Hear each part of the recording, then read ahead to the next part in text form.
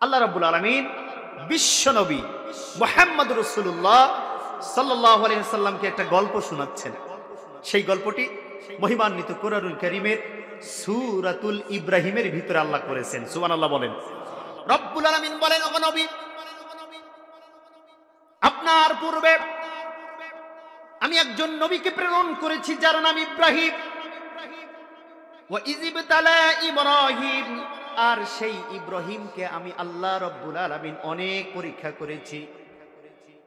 বিকালিমাতিন ফাতাম্মাহুন, প্রত্যেকটা পরীক্ষায় আমার নবী ইব্রাহিম সফলতার সাথে উত্তীর্ণ হয়েছে।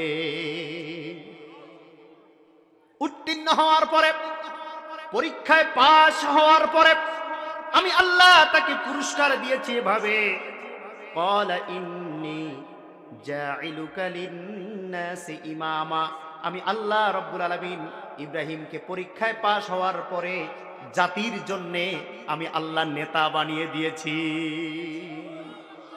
আরো জোরে বলেন সুবহানাল্লাহ। পরীক্ষায় পাশ হলে নেতা হওয়া যায়। কি হওয়া যায়?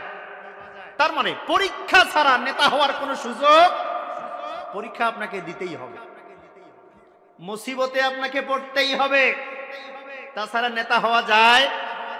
আর পরীক্ষায় যদি আপনি পাশ করতে পারেন, আল্লাহ রাব্বুল আলামিন বলে আমি তাকে জাতির নেতা হিসেবে কবুল করে নেব। আরো জোরে বলেন সুবহানাল্লাহ। সম্মানিত ভাইরা আমার, হযরত ইব্রাহিম আলাইহিস সালাতু ওয়াস সালাম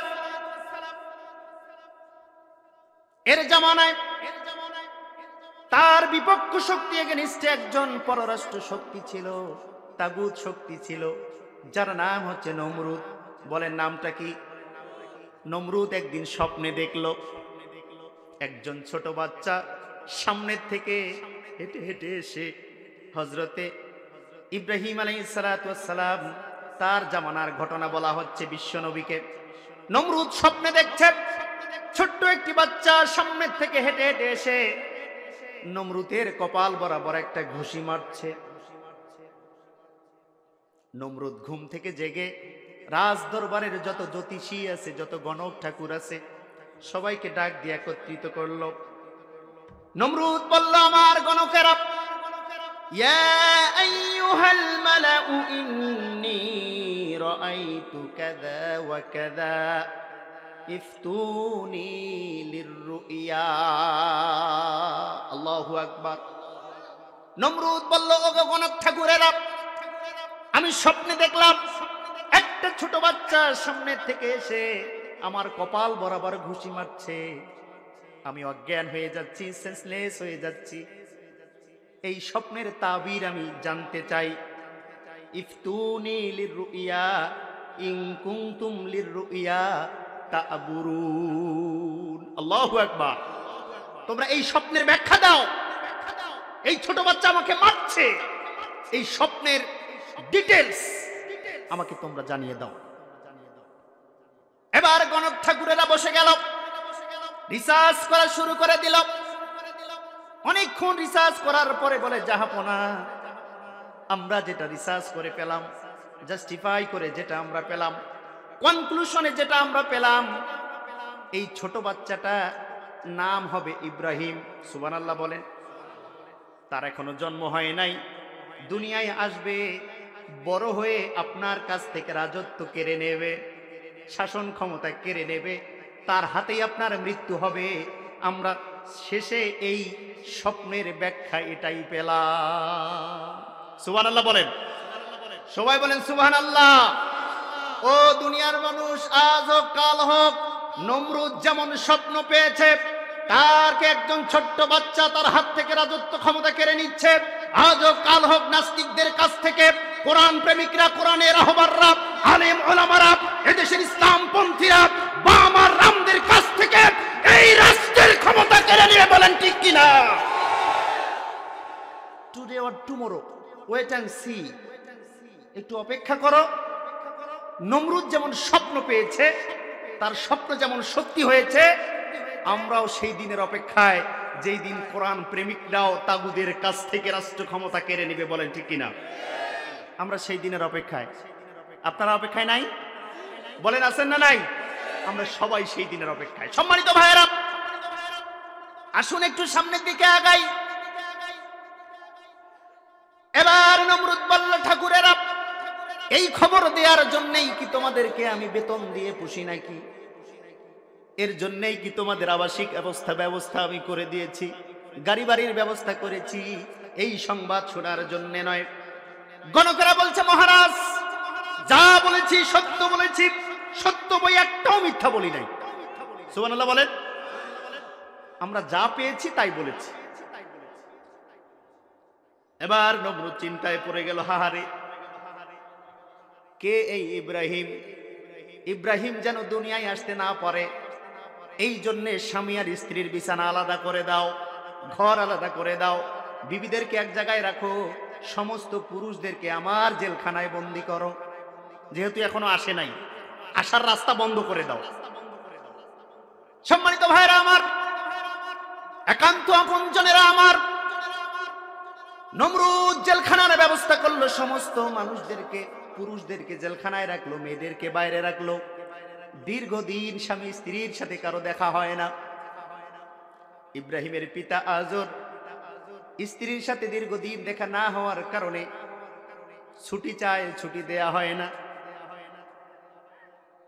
সমস্ত মানুষ যখন রাতের বেলা ঘুমে পড়েছে, আল্লাহ রাব্বুল আলামিন আসমান থেকে একটা মৃদু বাতাস ছেড়ে দিয়েছেন, বলি সুবহানাল্লাহ। আরামদায়ক বাতাস। সমস্ত পুলিশ, মিডিয়ার, আর্মি, র্যাব, চিতা কবরা, তাদের চোখের ভিতরে রব্বুল আলামিন বাতাসটা যখন পৌঁছে দিলেন, এত আরাম লাগলো, এত কমফোর্টেবল লাগলো, এত সুইটেবল লাগলো। সমস্ত পাহারার নিযুক্ত যত প্রহরী রয়েছে বাতাসের মধ্যে আরামে ঘুমিয়ে পড়লো, বলি সুবহানাল্লাহ। এই সুযোগের ভিতরে ইব্রাহিমের পিতা আজার তাদের ডেঙ্গে ডেঙ্গে, তাদের পাশ কেটে কেটে, একটা দরজা, দুইটা দরজা, এভাবে তাফসিরে এসেছে 10টা দরজা পার হয়ে এসেছে। সুবহানাল্লাহ বলেন। স্ত্রীর সাথে এসেছে, স্ত্রী, অনেক কষ্ট করে এসেছি, দরজাটা খুলে দাও। দরজা খুলে দেয়া হলো, মিলন হয়ে গেল। রব্বুল আলামিন আজরের পৃষ্ঠদেশ থেকে হযরতে ইব্রাহিমকে মায়ের গর্ভে পাঠিয়ে দিলেন, বলি সুবহানাল্লাহ। সম্মানিত ভাইরা আমার, নমরুদ চেয়েছিল,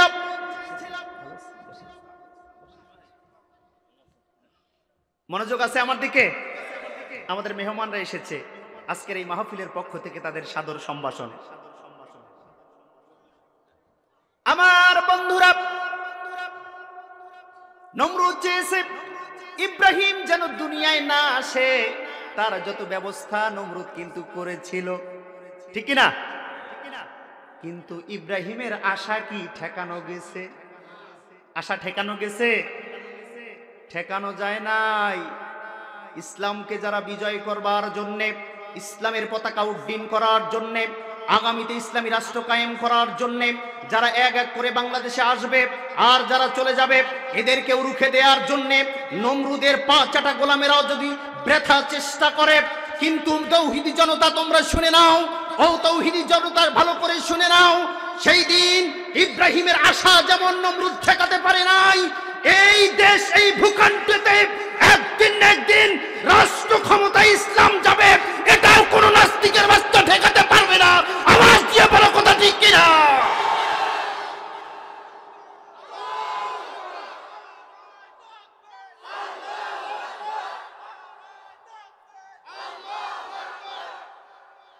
আলহামদুলিল্লাহ বলেন। সম্মানিত ভাইরা, সাধারণ কোশ্চেন, আইকিউ টেস্ট। ইব্রাহিমের আশা, ইব্রাহিমের জন্ম নমরুদ ঠেকাতে পেরেছে? বলেন, পেরেছে? পারে নাই। দিবালোকের মতো স্পষ্ট, আজ হোক কাল হোক, রক্তের বিনিময় হোক, জীবনের বিনিময় হোক, 10 বছর, 5 বছর, 100 বছর, কেন 1000 বছর পর হলেও এই ভূখণ্ড আল্লাহ ইসলাম প্রেমীদের হাতেই তুলে দেবে, বলে ইনশাআল্লাহ। এটা হবেই, কারণ আল্লাহর ওয়াদা, ওয়ালিল্লাহি গালিবুন আলা আমরিহি। আমি আল্লাহ দুনিয়ায় চাইবো যেটা, সেটাই বাস্তবায়ন করব। সুবহানাল্লাহ বলেন। এবার সমস্ত সৈন্য সামন্ত যখন ঘুমিয়ে গেল, আজ ওর এক পা দুপা করে, এক দরজা দুই দরজা করে 10 দরজা পার হয়ে স্ত্রীর সাথে মিলিত হয়ে গেল। মনে আছে আলোচনা? মনে আছে? এখান থেকে মুসলমান জাতির জন্য একটা বড় শিক্ষা হচ্ছে, পুলিশ ঘুমাবে যেই দিন নাস্তিকদের পতন হবে সেই দিন। কথা বুঝে নাই? কথা বুঝে নাই মুসলমান? সমস্ত সৈন্যবাহিনী ঘুমিয়ে গেল, এই সুযোগেই তো আজর যে মিলিত হলো, ঠিক কিনা? আচ্ছা বলেন, ওই দিন যদি পুলিশ না ঘুমাতো, আজর কি স্ত্রীর সাথে মিলিত হতে পারত? স্পষ্ট দিবালোকের মতো স্পষ্ট, পুলিশ, র‍্যাব, চিতা, কবরা, সেনাবাহিনী, বিজিবি যেই দিন ঘুমাবে, কাফের সৈন্যদের, কাফের শক্তিদের, তাগুত শক্তিদের পতন ঠিক সেই দিনেই হবে। মিল আছে? মিল আছে? কয়েক মিনিট সময় আমার দিকে তাকান ভাইরা আমার। আল্লাহ রাব্বুল আলামিনের পয়গম্বর হযরত ইব্রাহিম আলাইহিস সালাতু ওয়াস সালাম খুব চিন্তায় থাকলো, গণকদেরকে আবার ডাক দিল, আরেকটা তোমরা বৈঠক করো, আরেকটা কনফারেন্স করো, আরেকটা সেমিনার করো। অনেক দিন পার হয়ে গেছে, আমার সেই শত্রুর খবর কি তোমরা একটু আমাকে জানাও। এবার গণক ঠাকুরেরা আবার বসে গেল, চিতা কোবরা বাইবেল নিয়ে বসে গেল, অনেক প্রকার কিতাবাদি নিয়ে বসে গেল। অনেকক্ষণ রিসার্চ করার পর বলে, জাহাপনা, যাহা বলিব সত্য বলিব, মিথ্যা বলেন মিথ্যা। আপনি যার ভয়ে সন্তান জন্ম বাদ দিয়ে দিলেন, বাদ কন্ট্রোল করলেন, জন্ম নিয়ন্ত্রণ পদ্ধতি যার ভয়ে আপনি গ্রহণ করলেন, কিন্তু সত্য খবর হচ্ছে, স্পষ্ট খবর হচ্ছে, আপনার সেই শত্রু দুনিয়ায় জন্ম নিয়েছে। আরো জোরে বলেন সুবহানাল্লাহ। ভাইরা আমার, নমরুদের হেডকোয়ার্টার গরম হয়ে গেল, নিন ঘুম খাওয়া দাওয়া ছেড়ে দিল। কিরে, এত চেষ্টা করলাম, বাত কন্ট্রোল করলাম, জন্ম নিয়ন্ত্রণ পদ্ধতি গ্রহণ করলাম, কিন্তু কিছুতেই ইব্রাহিমের জন্ম ঠেকানো গেল না। গেছে? ঠেকানো গেছে? এরাও কিন্তু ঠেকাতে পারবে না। পারবে? বলবেন যে হুজুর এত বড় বড় ওয়াজ করছেন, কিন্তু কই কোনো ফল তো পাই না। বলতে পারেন কিনা? সম্মানিত ভাইরা আমার, জালিম যখন জুলুম করে, ভালো করে শোনেন, জালিম যখন জুলুম করে, আল্লাহ তাকে জুলুম করার পাওয়ারটা, মাত্রাটা আরেকটু বাড়িয়ে দেয়। কারণ জুলুম করার শেষ প্রান্ত পর্যন্ত এখনো পৌঁছে নাই। যেই দিন পৌঁছবে, আসার মেরে তাকে দুনিয়ার জমিন থেকে লাঞ্ছিত করে বিদায় দিবে। বলেন ঠিক কিনা? ভাইরা আমার, এর প্রমাণ কি? বলবেন যে হুজুর দলিল কোথায় পেলেন? আল্লাহ রাব্বুল আলামিন কোরআনুল কারীমের ভিতরে বলে, কদ কতালতু রাব্বুক। ভালো করে বুঝেন, হযরত ইব্রাহিমকে নমরুদ বলছে, ইব্রাহিম তোমার জ্বালায় আর রাষ্ট্রে থাকা যায় না। তুমি এত আন্দোলন করো, এত স্লোগান দাও, নারায়ে তাকবীর, আল্লাহু আকবার, এত কোরআনের তাফসীর করো, এত কোরআনের ওয়াজ করো, মানুষদেরকে দ্বীনের পথে ডাকো, ইসলামের পথে ডাকো, এটা আর আমার সহ্য হয় না। তোমার সাথে আমার লাস্ট একটা চ্যালেঞ্জ, সেই চ্যালেঞ্জটা হচ্ছে তোমার খোদাকে আমি মারতে যাচ্ছি। কি বলবেন?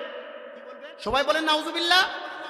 কোরআন সাক্ষী দেয়, কদ কতালতু রাব্বুক, ইব্রাহিম তোমার প্রভুকে আমি মারব। ইব্রাহিম বলছে, মারতে পারবা? যে হ্যাঁ মারবো। কিভাবে? এই যে দেখো, তীর আর ধনুক নিয়ে আসমানে যাচ্ছি, তোমার খোদাকে মেরে আসবো। নাউজুবিল্লাহ বলেন। কদ কতালতু রাব্বুক, কোরআন সাক্ষী। আল্লাহ রাব্বুল আলামিন বলে, ওয়াকিদু কাইদা ফামাহহিলিল কাফিরিন আমহিলহুম রুয়াইদা। আল্লাহু আকবার। নাস্তিকরা, খোদাদ্রোহীরা, ইসলাম বিদ্বেষীরা যত চক্রান্ত করুক না কেন, একটা চক্রান্তকেও আমি আল্লাহ বাস্তবায়ন করতে দেব না। আমি বাস্তবায়ন করব সেটা যেটা আমার ইসলামের উপকার হয়। সুবহানাল্লাহ বলেন। সম্মানিত ভাইরা আমার, কোরআনের প্রতি তার অগাধ রেসপেক্ট আছে, এজন্য তিনি বারবার একটি কথায় উল্লেখ করেছেন, ক্ষমা করবেন। কিন্তু তারপরও বলে যাই, সম্মানিত চেয়ারম্যান সাহেবের মতেও আরো অনেক ভাল্লুক রয়েছে, যারা কোরআনের কথা শোনার পরে তার লোম দাঁড়িয়ে যায়, চক্ষুগুলি কালো হয়ে যায়, কোরআনকে সহ্য করতে পারে না। বর্তমান চেয়ারম্যান সাহেব যেমন ভদ্র, কিন্তু তার বিপক্ষে এগেনিস্টে আরো অনেক অভদ্র আছে না নাই? তাদেরকে সতর্কবার্তা দিতে চাই, এই চেয়ারম্যান সাহেবের কাছ থেকে শিখে নাও কিভাবে কোরআনকে রেসপেক্ট করতে হয়, বলেন ঠিক কিনা? ভবিষ্যতে কোনোদিন কোরআনকে দাবিয়ে রাখার মতো দুঃসাহস দেখাবেন না। কোরআনের সাথে বেয়াদবি করবেন, আপনার ভাগ্যকে বরবাদ করে দিবে আল্লাহ, বলেন ঠিক কিনা?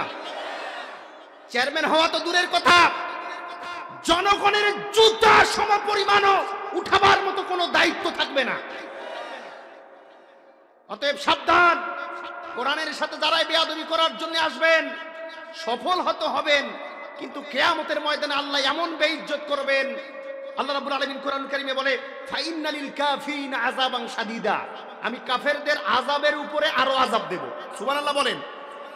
শুধু আযাব না, আযাবের উপরে আযাব, এবং আযাবান শাদীদা, শক্ত আযাব দেবে। আল্লাহ রাব্বুল আলামিন এইরকম আচরণ থেকে আমাদের দায়িত্বশীলদেরকে হেফাজত করুন, বলি আমিন।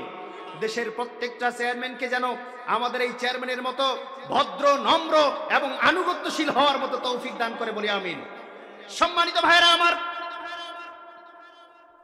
বলছিলাম হযরত ইব্রাহিম আলাইহিস সালাতু ওয়াস সালাম, তার সাথে নমরুদ ফাইট করলো, তোমার প্রভুকে আমি মারতে যাচ্ছি আসমানে, সাথে নিয়েছি কামান, সেই কামানের নাম হচ্ছে তীর ধনুক। নাম কি?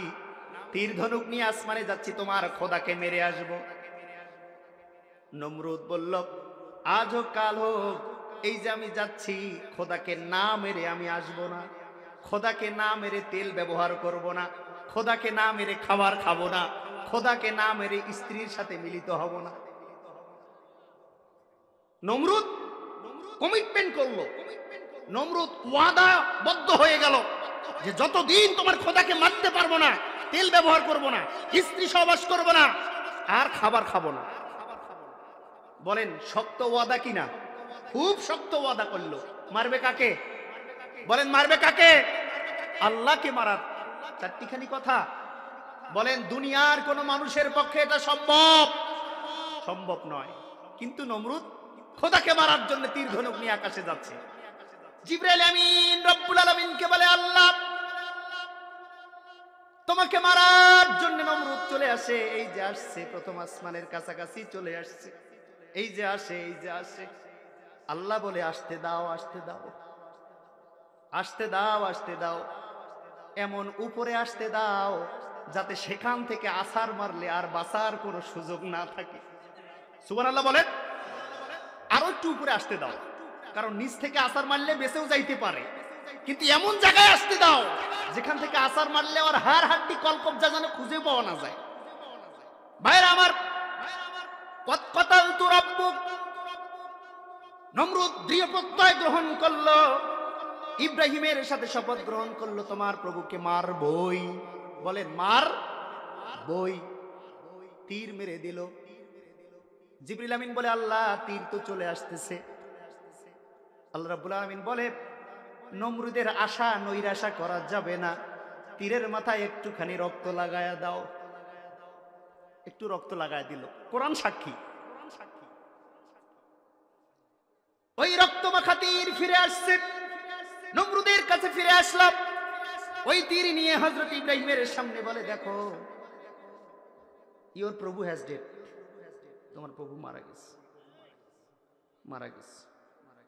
নাউজুবিল্লাহ বলেন, সিল্লা বলেন নাউজুবিল্লাহ। বলে, এই দেখো রক্ত, প্রমাণ, তাজা রক্ত, শুধু রক্ত না, তাজা রক্ত, তোমার প্রভুকে এক্ষুনি মেরে আসলাম। আপনাদের কাছে প্রশ্ন, ওই ধনুকের মাথায়, তীরের মাথায় যে রক্ত, এটা কি সত্য রক্ত না মিথ্যা রক্ত? সবাইকে বলতে হবে এই উত্তরটা, সত্য না মিথ্যা? ও বাংলার জনগণ, শিমুলবাড়ির জনগণ, কান খুলে শুনে নেন। নমরুদের সেই দিন তীরের রক্ত যেমন সত্য নয়, মিথ্যা রক্ত, আজকেও বাংলার জমিনে যত আলেম ওলামার চরিত্রের উপরে, তাদের আচরণের উপরে, ব্যক্তিগত জীবনের উপরে মিথ্যা কলঙ্কের দাগ যেটা লাগানো হয়েছে, এটার পিছনে 1% সত্যতা নাই। নমরুদের রক্ত যেমন মিথ্যা, আলেম ওলামার চরিত্রে যে রক্ত লেপন করা হয়েছে 100% মিথ্যা। বলেন ঠিক কিনা?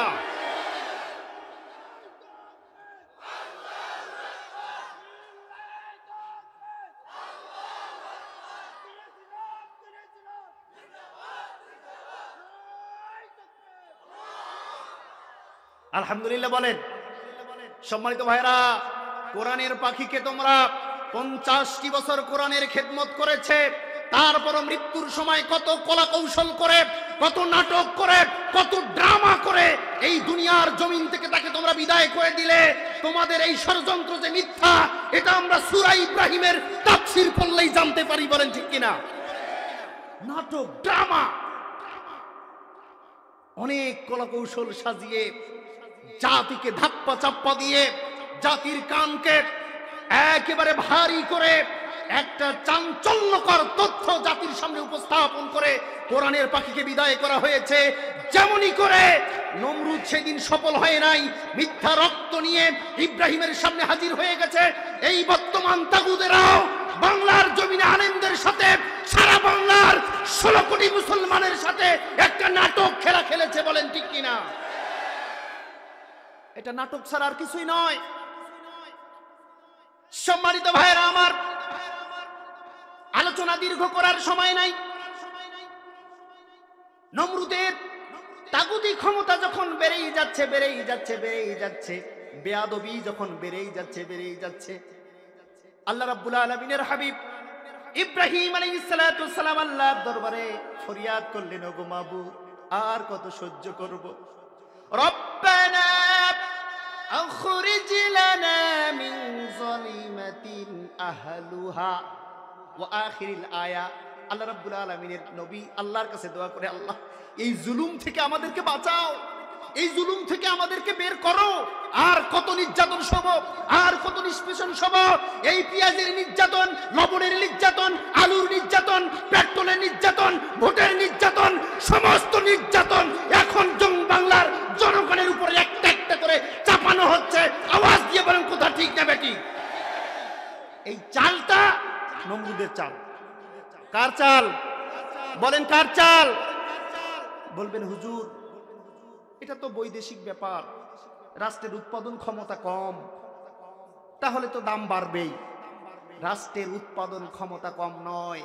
যে দেশে আলেমদের উপরে, যে দেশে কোরআন প্রেমিকদের উপরে নির্যাতন করা হয়, 50 বছর খেদমত করার পরেও কোরআনের পাখির সাথে বেয়াদবি করা হয়, সে দেশে রহমত তো দূরের কথা, গজবের উপর গজব তো আসবেই।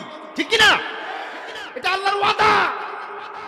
যে দেশে আলেমদের রক্ত ঝরে, যে দেশে কোরআনের পাখির রক্ত ঝরেছে, চোখের পানি ঝরেছে, ওই পোড়া কষ্ট থেকে স্ত্রীর সাথে সাক্ষাৎ করতে দেওয়া হয় নাই, সন্তানের সাথে সাক্ষাৎ করতে দেওয়া হয় নাই, হাজারো হাজারো প্রেমিকদের সাথে সাক্ষাৎ করতে দেওয়া হয় নাই, ছেলে মেডিকেলে যে গোড়াগড়ি খেয়েছে তারপরও সাক্ষাৎ করতে দেওয়া হয় নাই। এই দেশে গজব না এসে কি রহমত আসবে? বলেন রহমত আসবে? Impossible, quite impossible. আসবে না। সে দেশে পেঁয়াজ 30 টাকা থেকে তো 300 টাকা হবেই, পেট্রোল 86 টাকা থেকে 150 টাকা তো হবেই। সম্মানিত ভাইরা আমার, এবার চলে আসি আমার আলোচনায়। নমরুদের বাটপারি যখন বেড়ে গেল, জালিমের তীব্র সীমা যখন চূড়ান্ত পর্যন্ত পৌঁছে গেল, আল্লাহর নবী যখন আল্লাহর কাছে ফরিয়াদ করলেন, আল্লাহ এই জুলুম থেকে আমাদেরকে বের করো। আল্লাহ রাব্বুল আলামিন বলে, ইব্রাহিম এই সময় তোমার দরখাস্ত অ্যাকসেপ্ট হয়ে গেছে, আর কয়েকটা দিন তুমি ধৈর্য ধরো। আমি তোমার তাগুত শক্তিকে এমন খেলা খেলবো যেই খেলা পৃথিবীর ইতিহাসে কেউ খেলে নাই। খেলাটা কি বলবো? খেলাটা কি? রব্বুল আলামিন কোরআনুল কারীমের ভিতরে সূরা ইব্রাহিম এবং অন্য আয়াতে কারিমার ভিতরে এই নমরুদের কিচ্ছা কাহিনী দিয়ে বলে, নমরুদ রাজ দরবারে একটা বিচারের রায় দেওয়ার সময়, ভালো করে খেয়াল করেন, নমরুদ একটা বিচারের রায় দিচ্ছে। এক এতিমের মাল ভক্ষণ করা হয়েছে, যে ভক্ষণ করেছে সে নেতা, যে ভক্ষণ করেছে সে কি? আরো জোরে বলেন, যে ভক্ষণ করেছে সে কি? নেতার পক্ষে সাক্ষী দিবে? এটাই তো স্বাভাবিক, কারণ তার লোক, তার দলের লোক আছে না নাই? বর্তমানে আমাদের চেয়ারম্যান সাহেবের মতো নয়, ভাইস চেয়ারম্যানের মতো নয়, অন্যান্য নেতাদের কাছে আপনি যাবেন, মাজলুমের কোনো বিচার নাই।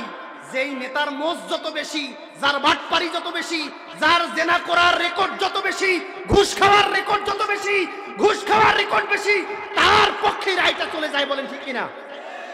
কিন্তু আলহামদুলিল্লাহ এরকম জল ঢাকায় নাই, আছে। আল্লাহু আকবার। সম্মানিত ভাইরা আমার, নমরুদ তার পক্ষে রায় দিয়ে দিল, এতিমের মাল ভক্ষণ করেছে। ওই এতিম আল্লাহর কাছে হাত তুলে দোয়া করেছে, আল্লাহ এই জালিমকে তুমি ধ্বংস করো।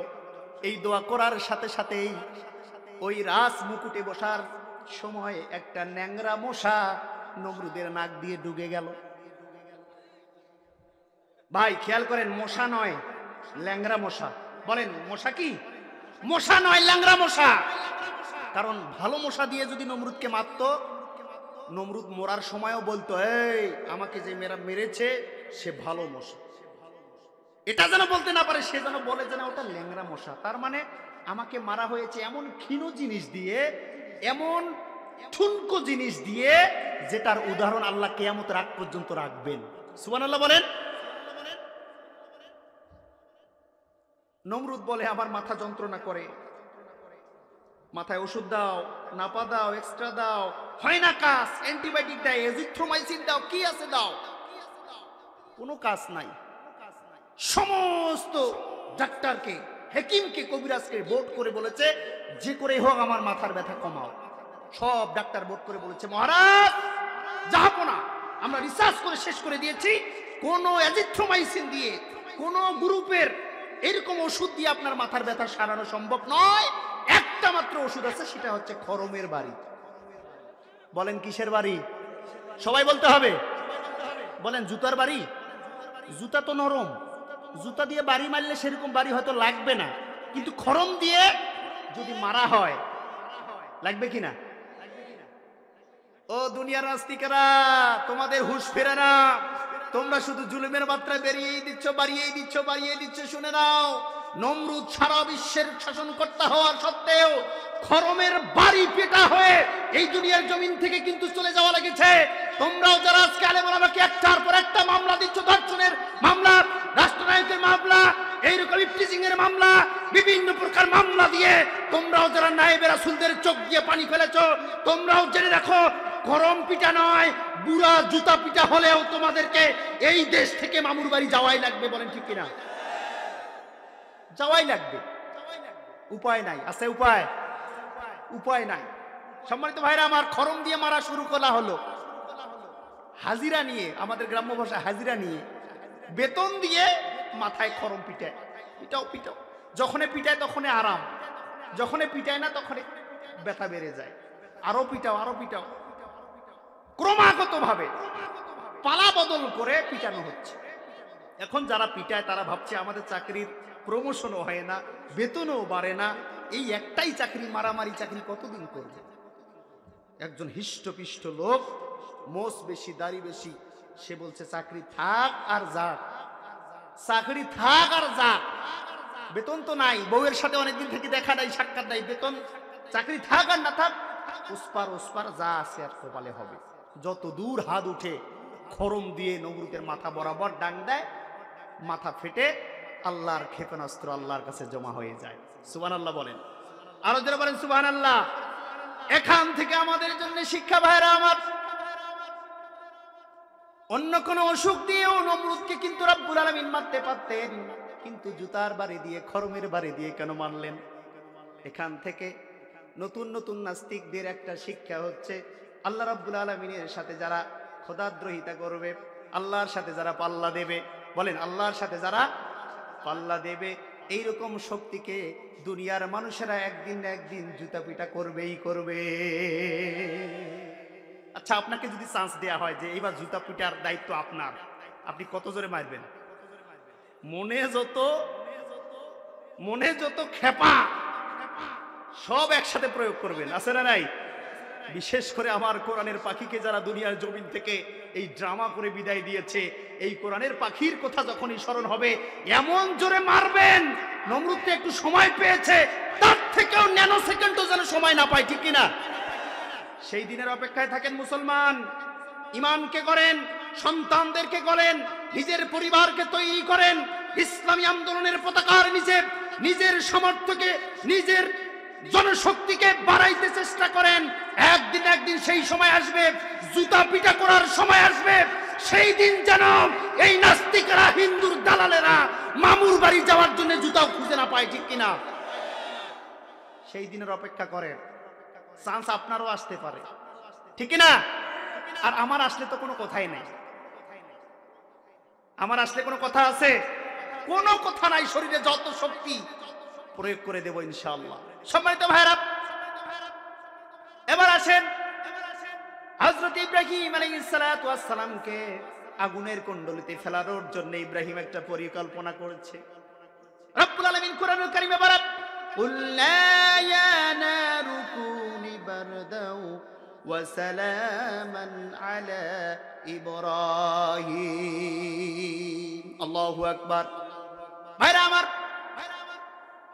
সরকির ভিতরে ইব্রাহিমকে বাঁধা হলো আগুনের কুণ্ডলিতে ফেলানোর জন্য। ফেরেশতা এসে বলে, ইব্রাহিম একটু হেল্প লাগবে নাকি?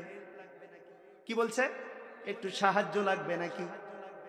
ইব্রাহিম বলছে, নো নিড, নো নিড, কোনো প্রয়োজন নাই। কেন প্রয়োজন নাই? এই ভালো করে খেয়াল করেন মুসলমান, এখানে পয়েন্ট আছে। ইব্রাহিম বলছে, তোমার ফেরেশতার কোনো সাহায্যের প্রয়োজন নাই। কেন? ফেরেশতা জিজ্ঞেস করলো, ইব্রাহিম কেন এই কথা বলছো? কেন এই সময় তোমার সাহায্যের দরকার নাই? তুমি তো মরে যাবা।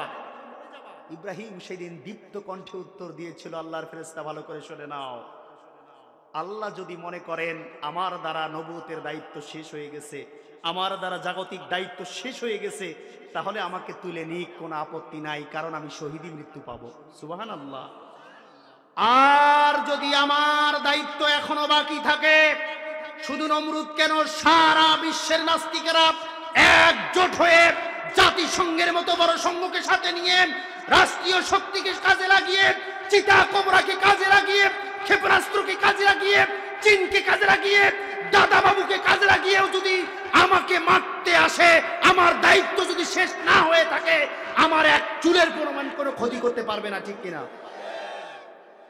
সেই দিন ইব্রাহিম এই উত্তর দিয়েছিল, আমার দায়িত্ব যদি শেষ হয়ে যায় আমি তো শহীদ হয়ে যাব, ঠিক। আর যদি আমার দায়িত্ব বাকি থাকে, নমরুদের বাবার ক্ষমতা নাই আমাকে এই আগুনে পুড়ে মারে। আওয়াজ দিয়ে বলেন, আরো আওয়াজ দিয়ে বলেন। আমরাও বলতে চাই, কোরআনের পাখির দায়িত্ব বোধহয় আল্লাহ শেষ করে দিয়েছেন, এই জন্য আল্লাহ তুলে নিয়েছেন। কিন্তু কোরআনের পাখির মতো হাজারো পাখি বাংলার আনাচে কানাচে ছড়িয়ে ছিটিয়ে কোরআনের দাওয়াত দিয়ে বেড়াচ্ছে। এরাও একদিন না একদিন তাদের দায়িত্ব শেষ হওয়ার আগে এই নাস্তিকদের দাঁত ভাঙা জবাব দিবে, বলেন ঠিক কিনা?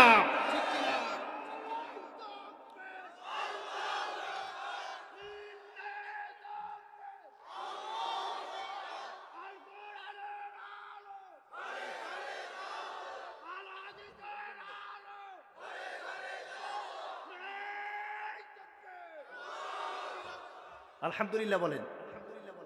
সম্মানিত ভাইরা আমার, আপনারা কি বিরক্ত হচ্ছেন? আমার আলোচনায় কি কেউ কোনো কষ্ট পাচ্ছেন? কষ্ট পায় না, কারণ কোরআনের তাফসীর আমি হুবহু বলছি। আপনারা সূরা ইব্রাহিম যদি পড়ে থাকেন আর যদি সামনে পড়েন, আপনারা বুঝতে পারবেন কি কি কারণ ইব্রাহিম এবং নমরুদের কাছে ঘটেছিল। আমি শুধু সেই হিস্ট্রি থেকে কিছু শিক্ষা, বাস্তবমুখী কিছু শিক্ষা আপনাদের সামনে উপস্থাপন করছি। আল্লাহ তুমি কবুল করো। আরো জোরে বলেন। সম্মানিত ভাইরা আমার,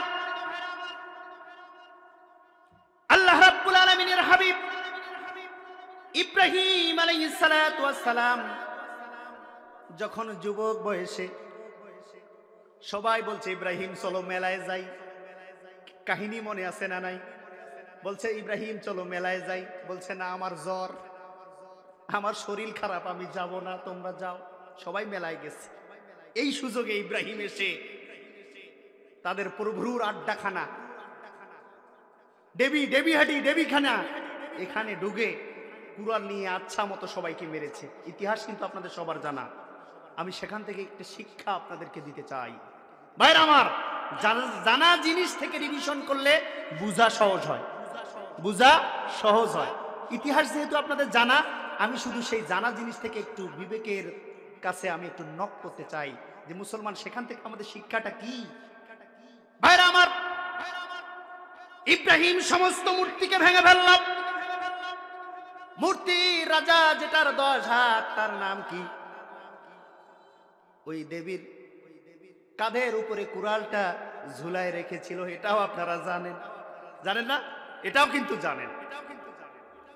এবার যখন মেলা শেষ করে নেতা নেত্রী সবাই আসছে, এসে দেখে আস্তাগফিরুল্লাহ, আমাদের খোদার কারো হাত নাই, আমার খোদার কারো মাথা নাই, খোদার কারো লেজ নাই, খোদার সামনে খাবার নাই, খোদার পেট কানা, সব শেষ, কুড়ালটা শুধু দেবীর কাঁধে। এবার নেতা নেত্রী সবাই বলল যে এই কাজ কার, কে করেছে কাজ?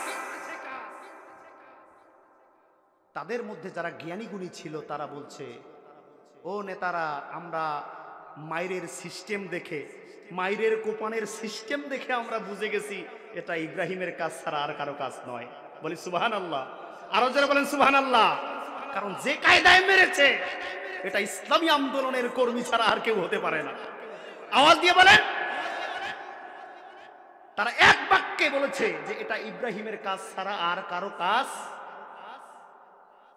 ভাইরা আমার, ভালো করে বুঝেন, নাস্তিকেরা মুরশিকেরা এক কথায় জবাব দিয়েছে এটা ইব্রাহিমের কাজ ছাড়া আর কারো কাজ নয়। তার মানে বুঝে নিতে হবে মূর্তি ভাঙা ইব্রাহিমের, বলেন মূর্তি ভাঙা ইব্রাহিমের কাজ।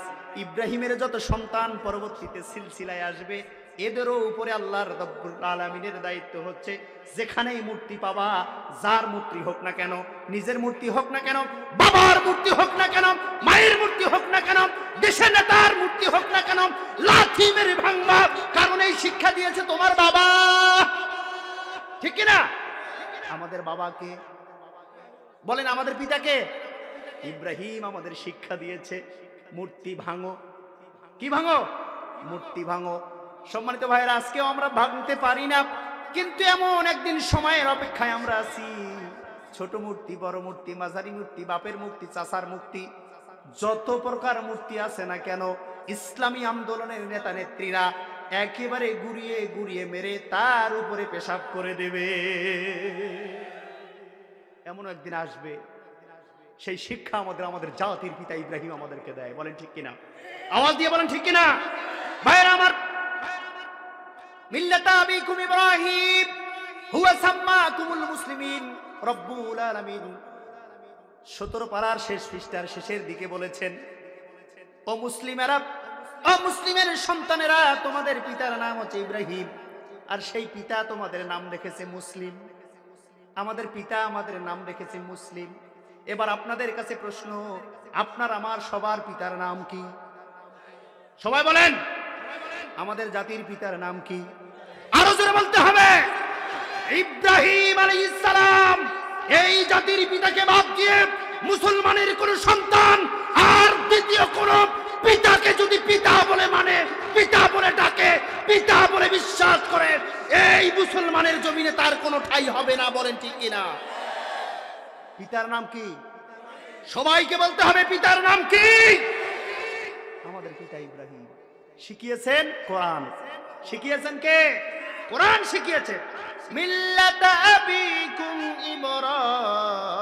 ইব্রাহিম ওয়া সাম্মাকুমুল মুসলিমিন। ভাইরা আমার, একটা সন্তানের নাম রাখে তার পিতা, ঠিক না? কিংবা দাদা দাদি। পিতা যদি নাম রাখে সেটাকে কেউ ওভারটেক করতে পারে, কারণ ওই সন্তানের জন্মদাতা যিনি, নাম রেখেছেন তিনি, ঠিক না? আমাদের জাতির পিতা যিনি, আমাদের নাম রেখেছেন তিনি, আমাদের নাম মুসলিম। আমাদের নাম কি? পিতা হলো ইব্রাহিম। পিতা কি? কিন্তু অনেক মুসলমানের সন্তান আছে, দাঁড়িয়ে আছে, টুপি আছে, নামাজ পড়ে, তাবলিগ ইজতেমায় যায়, ঢাকায় যায়, হজ করে এসেছে, বাংলার জমিনে অনেক মসজিদে নামাজও পড়ে, মুসলমানদের সাথে এক কাতারেও দাঁড়ায়, কিন্তু পিতা ইব্রাহিমকে বাদ দিয়ে আরেকজনকে ডাকে। বলেন আছে না নাই? ও ভাইরা আমার, যেই সন্তান নিজের জন্মদাতা পিতাকে বাদ দিয়ে অন্য আরেকজন পিতাকে পিতা বলে ডাকে, বাংলা ভাষায় তাকে বলে জারস, আরো বাংলা ভাষায় বলে জাউরা, ঠিক না? যারা পিতাকে বাদ দিয়ে অন্যজনকে পিতা বলে তারা যদি জারস হয়, আল্লাহ আমাদের শিখিয়েছেন, নবী আমাদেরকে শিখিয়েছেন, ইব্রাহিম নিজে বলেছেন আমি তোমাদের পিতা, তোমাদের নাম রেখেছি মুসলিম।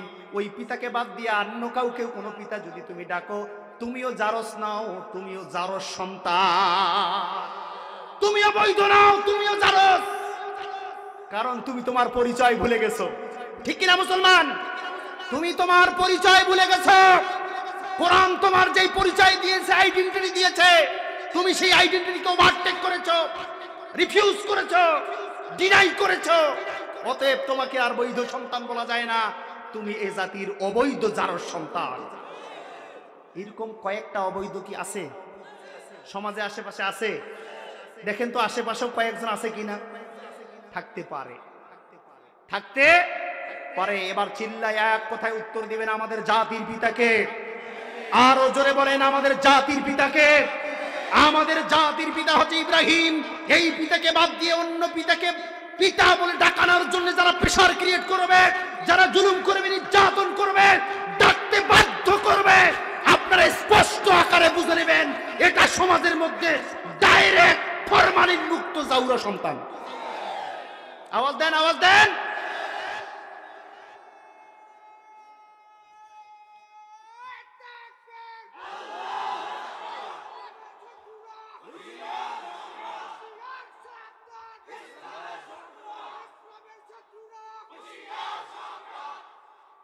আলহামদুলিল্লাহ বলেন। সম্মানিত ভাইরা আমার, আপনারা কি বিরক্ত হচ্ছেন? বিরক্ত হচ্ছেন? অনুরোধ করে বলছি বিরক্ত হবেন না, কারণ আমি টাটকা কিছু সত্য কথা, টাটকা কিছু কোরআনের তাফসীরের মৌলিক নিখুঁত তথ্য, যেগুলি খুঁজে খুঁজে বের করা হয়েছে, এই তথ্যগুলি আপনাদের সামনে উপস্থাপন করার চেষ্টা করছি। আল্লাহ তুমি আমাদের সবাইকে আমলে পরিণত করার তৌফিক দাও। আল্লাহ আমাদের জীবনের স্টাইল পরিবর্তন করার তৌফিক দাও। নাস্তিকের পথ থেকে ফিরে ইসলামের পথে আল্লাহ তুমি আমাদের কবুল করে নাও। ভাইরা আমার, আলোচনা দীর্ঘ করার সময় নাই। আল্লাহ রাব্বুল আলামিনের বিশ্বনবী জনাবি মুহাম্মদুর রাসূলুল্লাহ সাল্লাল্লাহু আলাইহি ওয়াসাল্লাম বলেছেন, ও আমার উম্মতেরা, আমার চেহারা আর ইব্রাহিমের চেহারা প্রায় সেম সেম। সুবহানাল্লাহ বলেন। সাহাবারা জিজ্ঞেস করলেন, ইয়া রাসূলুল্লাহ, কেন এই কথা আপনি বললেন? এর পিছনে যুক্তিটা কি ইয়া রাসূলুল্লাহ? আল্লাহর নবী বলেন, ও আমার সাহাবীরা, আমাকে আমার নিজের গোত্রের মানুষরা মেরেছে, ইব্রাহিমকেও তার নিজের গোত্রের মানুষরা মেরেছে। আমাকে মক্কা থেকে হিজরত করে মদিনায় যাওয়া লেগেছে, ইব্রাহিমকেও তার জন্মস্থান ত্যাগ করে ফিলিস্তিনে যাওয়া লেগেছে। শুধু তাই নয়, আমাকে বিষ খাওয়ানো হয়েছে, ইব্রাহিমকেও চক্রান্ত করে বিষ খাওয়ানো হয়েছে। আমার বিপক্ষে আমার চাচা আবু জেহেল দাঁড়িয়েছে, আমার আরেক ভাই ইব্রাহিম, তার বিপক্ষে নমরুদ্দার হয়েছে। ও আমার সাহাবীরা, আমার জীবনের স্টাইল আর ইব্রাহিম আলাইহিস সালাতু ওয়াস সালামের জীবনের স্টাইল, এর মধ্যে কোনো পার্থক্য নাই। সুবহানাল্লাহ বলে। কোনো পার্থক্য নাই। There is no difference between lifestyle Muhammad and lifestyle হযরতে ইব্রাহিম আলাইহিস সালাতু ওয়াস সালাম। No difference, কোনো পার্থক্য নাই। সম্মানিত ভাইরা, এর প্রমাণ কি? আপনারা নামাজ পড়েন, আমরা নামাজ পড়ি, নামাজের মাঝখানে শেষ বৈঠকে একটা দরুদ পড়ি। আপনাদের কাছে প্রশ্ন, সেই দরুদের নাম কি? সবাইকে বলতে হবে দরুদের নাম কি? দরুদের নাম ইব্রাহিম। নামাজটা আল্লাহর, পদ্ধতিটা রাসূলের, মাঝখানে দরুদটা কেন ইব্রাহিমের? প্রশ্ন আছে না নাই? নামাজটা কার? পদ্ধতিটা কার? নবীর। নামাজটা আল্লাহর, পদ্ধতিটা নবীর, কিন্তু মাঝখানে একটা দরুদ আল্লাহ ডুবাই দিলেন, সেই দরুদের নাম ইব্রাহিম কেন রাখা হলো? নবীকে প্রশ্ন করা হয়েছে, ইয়া রাসূলুল্লাহ, নামাজ পড়ব আল্লাহর হুকুম অনুযায়ী, আপনার পদ্ধতি অনুপাতে, কিন্তু মাঝখানে কেন ইব্রাহিমের নাম? এই দরুদের নাম কেন ইব্রাহিম? এই দরুদের নাম হওয়ার কথা ছিল দরুদে মুহাম্মদ, দরুদে মুহাম্মদ, কিন্তু তা না করে সেই দরুদের নাম ইব্রাহিম কেন রাখা হলো? আল্লাহর নবী বললেন, সাহাবীরা রে, আমার জীবন আর ইব্রাহিমের জীবন কোনো পার্থক্য নাই। আমাকেও যেমন জ্বলন্ত আঙ্গারের উপরে শোয়ানো হয়েছে, আমার শরীর থেকেও যেমন রক্ত ঝরানো হয়েছে, আমার ভাই ইব্রাহিমের শরীর থেকেও সেম কোয়ালিটিতে রক্ত ঝরা হয়েছে। যুগে যুগে সমাজের নেতারা, তাগুত শক্তিরা, ইসলাম বিদ্বেষীরা, মুশরিকেরা যেমন করে আমাকে মেরেছে, আমার ভাই ইব্রাহিমকেও ঠিক তেমনই করে মেরেছে। এই জন্যে তাকে স্মরণ করার জন্যে আমার নামাজের ভিতরে রব্বুল আলামিন হযরতে ইব্রাহিমের এই দরুদটা ডুবাইয়া দিয়েছে। চিল্লায় বলেন সুবহানাল্লাহ। আমার ভাইয়ের আপনাদের কাছে প্রশ্ন জানতে চাই, ইব্রাহিম আলাইহিস সালাতু ওয়াস সালাম কিয়ামতের ময়দানে সুপারিশ করতে পারবে নাকি? পারবে? হযরত ইব্রাহিম কি সুপারিশ করতে পারবে?